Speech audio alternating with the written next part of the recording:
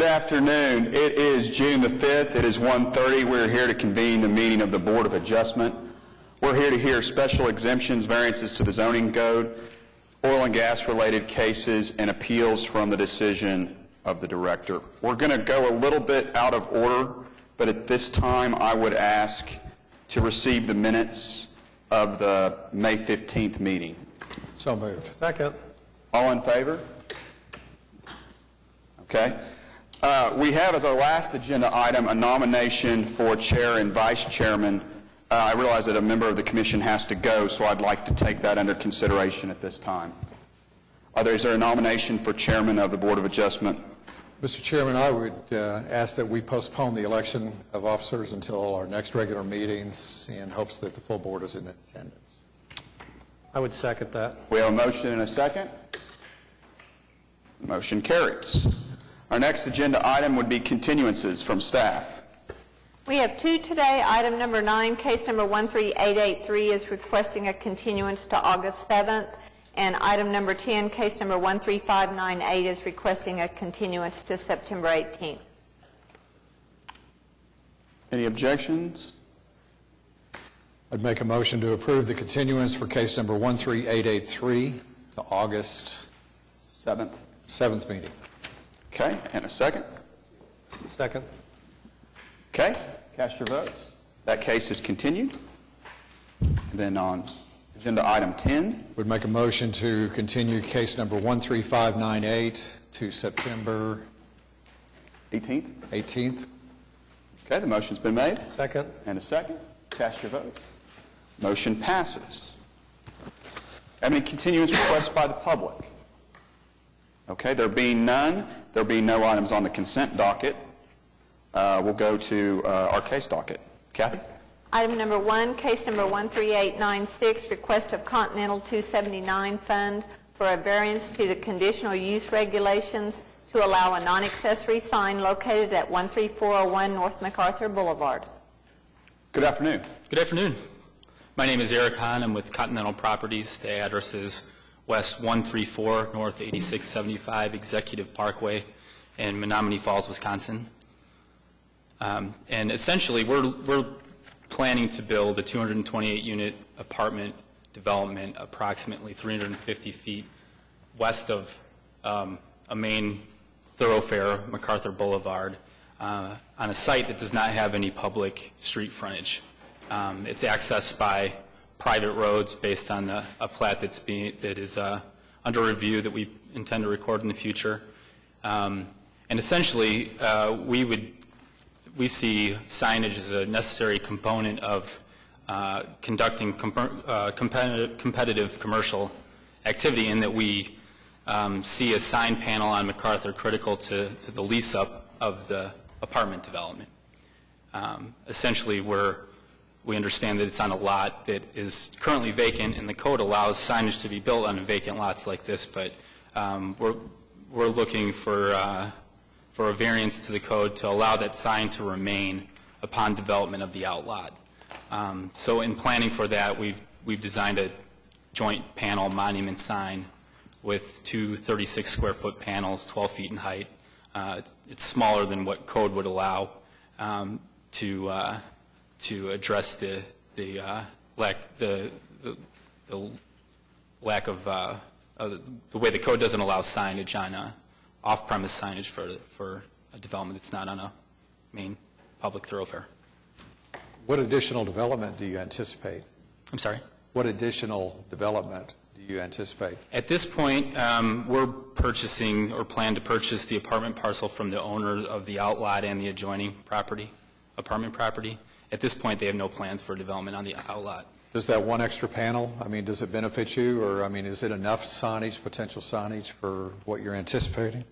At the 36-square-foot panel? Yeah. It's meant to serve as for wayfinding for prospective residents to the development. Like I said, our clubhouse is 300-some feet away from the road, and we view, roadway traffic as a critical component to finding new residents among, web-based research when people are looking for apartments and the like. I just want to be clear that no part of this sign will be EMD. It won't be lit up, moving, making noise. Oh, no, internally illuminated cabinet, no moving components. This may be one of the few times that you hear me say this, but I'm going to move for approval. We have a motion. Are you aware of anybody in opposition to your? Okay, we had nobody request. Okay, we have a motion for approval Second. and a second. All those in favor? Okay, motion passes. Thank you. Thank you. I thought you were going to vote. Item number 2, case number 13884, request of Wilmot Place Baptist Church for a variance to the sign regulations located at 6440 South Santa Fe Avenue. Good afternoon, David Box, 522 Colcord Drive. And Ms. Powers, I do have an opportunity for you here for one of those EMD signs. Unique opportunities for the city. But let me tell you why this is an appropriate location and appropriate for this use. Typically, especially on the Planning Commission, what we look at with EMD signs is we want to avoid businesses being able to, like I think you said, put obnoxious type advertisements. What we have with the church is really, you can see the old reader board on the bottom right. What we have is an opportunity to publicize the services that they do. So they don't sell products, they sell services. So what you can see in the old reader board, it does not allow them to really advertise the number of things that they provide for the community that this reader board will allow them to do. Further, the reader board now is 30 square feet. We're actually going to be reducing it in size. The new EMD reader board will only be approximately 15 square feet. So it will actually be a reduction in size and allow them to do what many churches and schools across the city have done recently and have a reader board. We went back and looked at the record, and this board has been willing to grant these types of things for schools and churches, and we believe it's because it is a unique use, and what they're advertising is something that's a public service. So with that, I'd be happy to answer any questions. I would ask for your support. The homes on Santa Fe, have you received any contact from anybody in the notice area? We have not. Okay. Is there anybody here in opposition to this sign? I was not aware of anyone. Questions from the board? I do have a problem with this being the full, EMD3 visual, whatever. I'm not a great believer that churches need signs like this, but I know that's neither here nor there. I am concerned about just the amount of light the thing gives out and the impact on the neighboring residential area. I would actually be a little bit more comfortable with it if it were not the full television, capability, the whole idea that it has all these moving pictures. If it were really a reader board, but it was just something that they could program, electronically, I can certainly understand that would be helpful to virtually anybody that has a reader board. But I don't think I can support this one. A couple things. On the light, the sign will meet all the code requirements for net levels, and that, so that'll kind of dictate what the light impact will be, and so we don't think it will. We think the code is adequate to handle that. I think that we've had a precedent on this board when it comes to the school projects in Putnam City Schools and Oklahoma City Schools, along with, we have considered churches unique in the past and a campus-like theme, and this is part of their message and how they reach the community. So I don't have a problem with it as long as we're not aware of anybody in opposition. So The other thing we've done in the past, maybe to make others more comfortable with this, is to restrict the hours of operation to make sure it's not keeping people awake at night. Is that something you would have a problem with if we restricted the hours of usage when it would be on? For the level 3, no, we would have no problem with that. What hours with the board? 8 a.m. to nothing from 11 p.m. to 8 a.m. Is that what you're? Something like that. Or 7 a.m.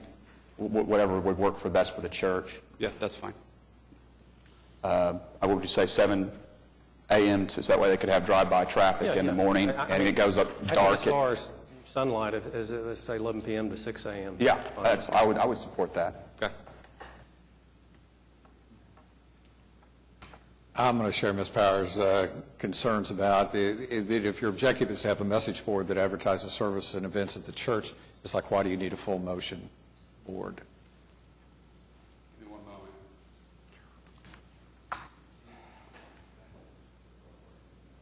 Also, aren't the NIPS or whatever they are for Seeing as that I am not good in math, but I can count to 2, we would be willing to do an EMD level 2.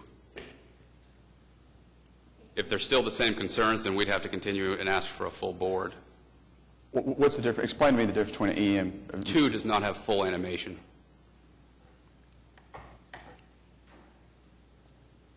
But I will say, for the record, I have a stack of 3s that this board, just within the last 2 years, has granted. So it's not unprecedented for EMD level 3s to have been granted. I recognize you've not been on the board that whole time.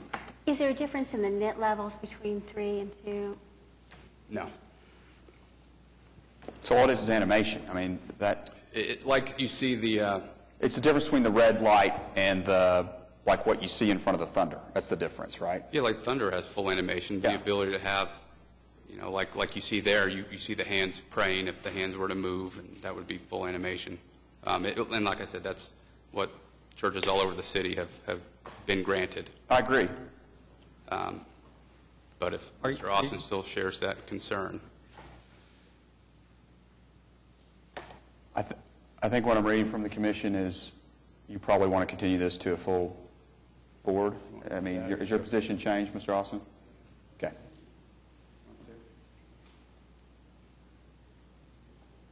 Why don't you put us to the heel and let me talk to my client? Okay. Are you leaving? I have to leave early for a funeral, so Okay, we'll go to level 2. Level 2? If that is agreeable to...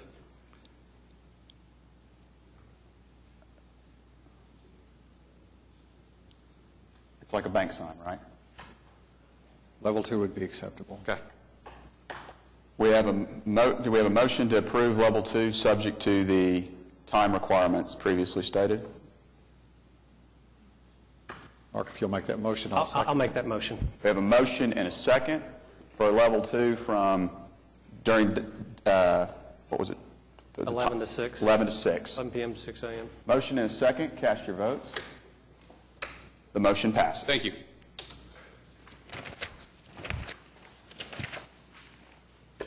Item number 3, case number 13891, request of OPUBCO Communication Group for a variance to permit non-accessory electronic message display signage that emits sound, exceeds the maximum illumination levels, and is attached to the side of a building located at 100 West Main. For the record, Dennis Fox, 522 Colcord Drive. Timing is everything. If you all have issues with the video portion of a sign, keeping in mind ours is downtown. We are taking a building, and OPUBCO is going to be the tenant of the building, and we're going to put signs up. It's been approved by the Downtown Design District, but Mr. Austin and Ms. Powers, if you all just don't like the level 3, then we'd like to come back in a couple of weeks. Well, and it indicates, too, that they did not consider the sign on the west face of the building, And that- therefore, it might make sense to go No, ahead. that's not going to be before you. We just want the large sign. I see.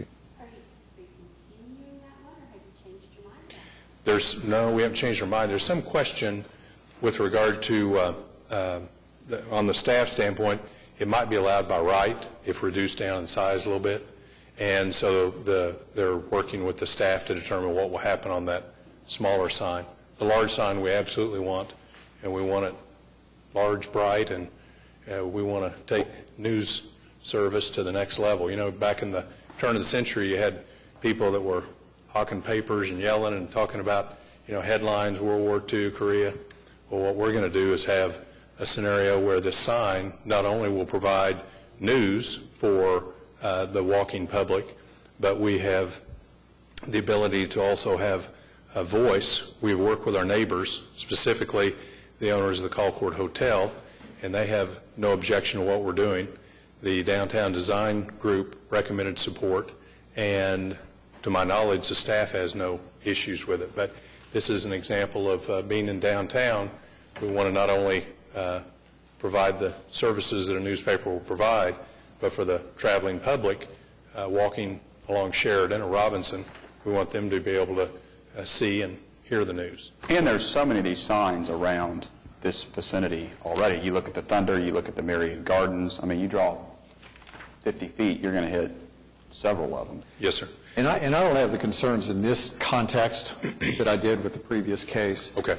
The one thing that did occur to me is whether the hotel, because of the light level and perhaps the sound, whether the hotel had any concern for their guests and how that might affect them. That was my primary concern, and once he said that he's talked to the owner of the Colcord and they have no problem with it, that alleviates my concerns. And my client's here if you want to have that confirmed, but this will change that whole section of downtown Oklahoma City, bring it up to the current standards and make it to where when you're walking around there, it'll not only feel good because the building will be put into a state where you'll want to see it, but also with our signage, it will allow people to walk by and understand what the news is of the day. This has been an old, tired building that has been in this part of town, basically abandoned for since the mid-'80s, and with the other signs around. And basically, in my opinion, what OPUBCO is doing is, instead of having somebody stand on the street and hawk newspapers with a megaphone, it's a reclassification of what they do. They sell the news based on technology. I don't have a problem. Before we act on this, though, I think, the summary of the application does show the smaller sign as part of the application, and you're saying that it is not. It is not part of this board. You're asking for the large sign at this time? That is correct. Dennis, why is it exceeding the illumination levels? What is the deal with that? This is a sign where we have the ability not only to modify the nits, but also the volume. And so what we will do is we will coordinate with the owners of the hotel and anybody around there, and if we need to turn it down, we will. They'll have different cycles. The reason we put the nits in there is that's what this sign is, that nit level. But it'll operate at different nits at different times. Like if at night, middle of the night, they need to turn it down, they'll turn it down. And why does it have a noise capability? What is the point and purpose of that? That's a great question, and I think it's just like your chairman said. Back at the turn of the century, you'd have kids out there selling papers in the big cities, and they'd be telling what the headlines were. And when my client got the opportunity to not only visualize but hear what opportunities they had in regard to sound, this made total sense. Now keep in mind on the sound, these are sophisticated enough that they have a cone, and you'll only hear the sound within that cone system. So they will direct it to where it won't be like a problem at the Colcord Hotel and that kind of thing. But they not only wanted to show the news, but they wanted to let people hear what the news was. What's the split between the news and advertising on this? Is it going to be some advertising as well? You want to come up? Go ahead and introduce yourself. Mr. Chairman, members of the board, my name is Scott Briggs, Vice President of Administration at OPUBCO. We do plan to use the board for advertising. We don't have a set ratio, but we consider that to be really almost a secondary use. Your primary activity is to assimilate information. Assimilate to the general information public. as well as serve as a bit of a town crier to put out civic announcements, charitable organization announcements. So there will be those things, and advertising will be sort of a secondary piece. I take it there'll be a significant Thunder component. You bet. You bet. Any other questions?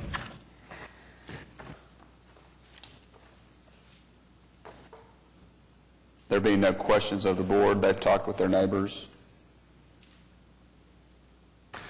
I'll make a motion to approve the application and note that the smaller EMD sign that was a part of the application is not a part of our approval today. I would second the motion. We have a motion and a second. Cast your votes. Thank you. I thought I had Commissioner Powers, but I wasn't that close. Thank you all. Item number 4, case number 13892, request of WO Land Development for a variance to the conditional use regulation to permit a pharmacy located at 11513 Southwestern Avenue. Brian Kuhn with Hewitt Zollers, representing the applicant. My client's wanting to build a new medical building, about 12,000 square feet, and within the building, they want to put in a pharmacy. And I don't know if you've noticed, but around town, there's a lot more compounding pharmacies and independent pharmacies going on. This is not going to be a Walgreens or CVS. It'll be an independent pharmacy. And the current O2 regulations only allow 10% of that building to be a pharmacy. and we are wanting to put in a 2,500 square foot facility, which is just under 20%. The hardship is if we don't do this, then they're going to have to build a separate freestanding pharmacy somewhere else nearby, and they're just wanting it for their patients to be able to just walk across the hall, get their prescription filled, or whatever within the building. We don't need any EMD signs, so we're good there. So the purpose of it being greater than 10% is because it's going to be a specialty pharmacy? yes. Okay. Are we limiting ourselves to some percentage of the building? In other words, do we know that it's not going to be just a pharmacy? And how do we know that? It may not be. I mean, they haven't built the building. They have partners, doctor partners. They have partners that are pharmacists that want to be in the building. Now, if those partners decide they don't want to put a pharmacy in there, then it'll be all medical. My question was the other way around. How do we know that there will be any medical and not just a pharmacy? Well, because it's a 12,000 square foot building and we're only getting approval for 2,500 square feet of pharmacy. So, The building's actually there? no, the building is, we're under the design process right now, but we needed to accomplish this first before we go any further. So it won't be a 2,500 square foot pharmacy. It's going to be a 12,000 plus square foot building with a 2,500 square foot pharmacy inside, with interior doors into the pharmacy from the building. You can get there from the outside too. We're looking at maybe doing a drive-through window also possibly. Let's talk about that. Where's that going to go? Okay. Drive-through, where's Okay. that going to go? We really don't know yet, and that's not a big factor in this thing because this is mostly for patients within the building. So if the drive-through is a heartache to you, we can take that out. That's not a problem. It's not so much that it's a heartache. I mean, my pharmacy has a drive-through, and it's very quiet, and it's, you would never know it was there unless you drive around the building. I just don't want it to be a prominent feature or intrusive to neighboring properties. I understand. The doctors that are doing this building own the building to the north. My thought it would probably be on that north side, most likely, or on the west side. The homes are quite a ways back to the west. And again, it's mostly for the patients within those practices. So the hours of the pharmacy operation would parallel the medical office? Yes. So if the medical office closed at 6, Yes. the pharmacy would Yes. close? It's not a standalone, like a standalone No. business that's open 24 Right. hours or Right. late into the... Right. Anybody who wants to be heard in opposition? Anybody in opposition? I'll move approval. Okay, we have a motion for approval Second. and a second. Cast your votes. Thank you. You're welcome. Item number 5, case number 13893, request of Juan Martinez for a variance to allow an accessory building encroaching the side yard setback located at 11800 Southeast 74th Street. Good afternoon. Good afternoon. Could you move the microphone down just a little bit? Yes, I'm a little short. State your name. Sorry. State your name and address for the record. Okay. My name is Teresa Hernandez, and I'm representing Juan Martinez. He's right here. And he wants me to help him today. So we are here today to see if we can keep the barns the way they are Okay. for the horses at this address. And Is there more than one barn? One barn? Yes. one more. We wanted to keep it the way it is because it's a family recreation place, and also to keep the horses on safe place. Because they used to be on a different place where it was flooded with the water, rain on, I think it was in Yukon, and we have to find a place to move them. And this is a great place. We like it, so we would like to keep it the way it is. It has trees and many things that we like to keep it the way it is. Let's just, so we make the record a little bit more complete. You bought this property, or Mr. Martinez did, Juan, yes. and it was, the barn was partially complete. Partial. And when he tried to go through the legitimate process of getting it permitted, Yes. we're now here because it was not done Yeah. correctly from the It start. was not doing it correctly, and we tried to get the permits to get everything done correctly, and they sent us here. And Kathy sent us an email last week that I believe their neighbor is wanting this to be completed, that it would assist them. So your neighbor's on board. There's nobody here in opposition. Nobody. I'll yield to the board. And we also have a letter here that proving that they agree and they like the way it is. And they also come with us and have, weekends with, family things there. I'll move approval. We have a motion for approval. I'll second. And a second. All in favor? Thank you. Thank you. Thank Bye-bye. you. Item number 6, case number 13894, request of General Lighting and Sign Services for a variance to permit an accessory sign exceeding the maximum height and maximum square footage located at 8104 Northwest Expressway. Good afternoon. Good afternoon. Mark Pinion with General Lighting. I wish my partner Jace was here, but he was called away for emergency family matter. The Arby's is requesting their accessory sign, which is their pylon sign, to basically be at the same height as the adjoining neighbors, the McDonald's, the Braum's, the Sonics.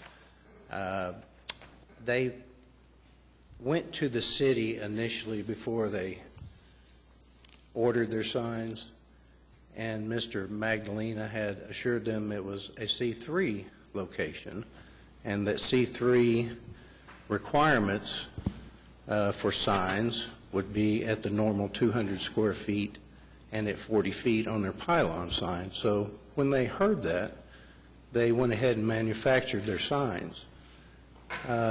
When they went to permit, they were informed that they were in a spud, and now their sign, which they've already incurred the expense of building, has to be lowered and it has to be smaller. They feel that they are going to be at a detriment to the other businesses that are around them. They would like to have the accordances of what the other businesses have been offered, and have spent some considerable money to try to get what they were assured they could have. We're asking for a variance for this spud to be brought to the C3 regulations for a normal fast food restaurant, so they could have their sign at 40 feet like their adjoining neighbors. And when there's nobody, I'm not aware of anybody in protest. Have you received anybody from the 300-foot No, we notice have there? not. Questions of the board? So just so I'm clear on this, an investigation was attempted, tried to was. find out what you were supposed to do to That's manufacture correct. the sign correctly. A mistake was made. It was not intentional. It was not intentional. $45,000 has been spent Yes, sir. already, and you're just asking for a sign that is no higher than the other signs that you compete with, correct? That's correct. I'd make a motion to approve. Second. Motion and a second. Cast your votes. Thank you for your Motion time. carries. Thank you. Very good. Thank you.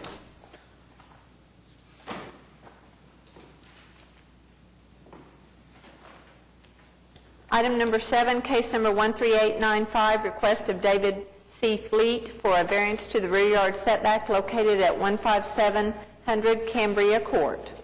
Good afternoon. Good afternoon. I am Laura Brookins Fleet, spouse of the applicant. He could not be here today, so I'm representing him. We're requesting a variance to the rear yard setback of approximately 5 feet. If you look at the diagram that's on the screen, there's about a 6.5 acre of common area behind the plat of land that we purchased. And the hardship is that because it's a cul-de-sac, the exact floor plan that we picked, the front door looks directly into the neighbor's garage. But if we were to spin the floor plan just a few feet, our front door would look directly to the middle of the cul-de-sac, but that puts our back patio 5 feet into the setback. So we're seeking approval to encroach upon that by 5 feet. And there are no utility easements in common area No, that's sir. behind the property? So the encroachment is not a building, it's part of your patio? It's part of the patio, yes, ma'am.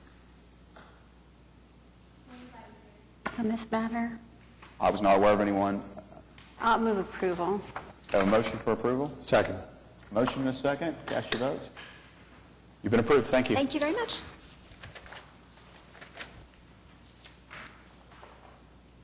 Item number 8, case number 13897, request of Trent Allen for a variance to the minimum lot size, minimum lot width, and side yard setback located at 910 West Hill Street. Good afternoon. Good afternoon. Thank you. This is just a real skinny lot. It had some dilapidated houses on it. The person that hired me to do the work out there has also asked me to handle the variance for it. The buildings were dilapidated. We've already got a permit to fix up the building that's there, or the home that's there, and we just want to extend the back part of the home. We're not encroaching any more on the sides. It's already pretty thin on the sides. We just want to build back into the backyard, and it won't be any further back than the houses on either side of it are already. And there's not any, I know the neighbors are deliriously happy to see us working out there and getting a nice house in there instead of what was there already. I haven't had any inkling of anybody who objects to it. We just need permission to do it because it's a small lot. Go ahead. Is there anybody who's here today to speak on this matter? I'm going to move for approval. Motion for approval? Second. Okay. Cast your votes. Ms. Powers? Thank you. The motion passes. Thank you. Thank you. And if I could have just a second. Sure. Do you give me any paperwork that I can take to the permit office? I'm just not used to doing this. Kathy? Yeah, I just can have call me. something? Yeah, just call me and I'll send you something. Okay. I'll call you at... 297-2519. I can call you this afternoon or tomorrow? Sure. Okay. Thanks. I do not see anything else on the docket. The last two cases have been continued. There is a citizen to be heard. One more thing. In the interest of full disclosure, I want to make sure you know it's a covered patio and that that's still okay. Oh, that's fine. Yeah, that's fine. Thank you. Thank you. Are there any other citizens to be heard? There being no further business before the commission. Motion to adjourn. Motion to adjourn. Second. All in favor? We are adjourned. Thank you.